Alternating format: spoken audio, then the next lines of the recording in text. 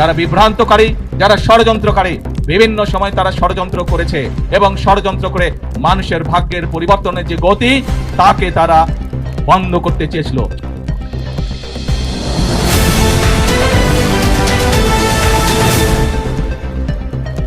আমরা চেয়েছিলাম আপনার বাজেটের প্রশংসা করতে, কিন্তু আপনি দুর্নীতির রাস্তা বন্ধ করেন নাই, লুটপাটের রাস্তা বন্ধ করেন নাই, ব্যাংক দখল বন্ধ করেন নাই। আমরা জানি না এই বাজেটের কত টাকা জনগণের উন্নয়নে ব্যয় হবে, কত টাকা আপনার দলের নেতা কর্মীর পকেটে যাবে।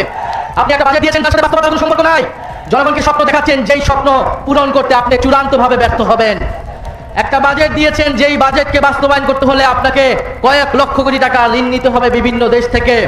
ফলে এই বাজেটের সমালোচনা, যৌক্তিক সমালোচনা বিরোধী দল হিসেবে আমাদেরকে করতেই হবে। আমরা খুবই স্পষ্টভাবেই বলেছিলাম যে দেশে সুশাসন, স্বচ্ছতা, সংস্কার বাস্তবায়ন না হলে দুর্নীতি বন্ধ হবে না, চাঁদাবাজি, লুটপাট বন্ধ হবে না। আজকে হারে হারে বাংলাদেশের জনগণ সেটা দেখতে পাচ্ছে। ব্যাংক দখল শুরু হয়ে গিয়েছে, ইসলামী ব্যাংকে নতুন করে আবার এস আলমের হাতে তুলে দেওয়ার বন্দোবস্ত করছে।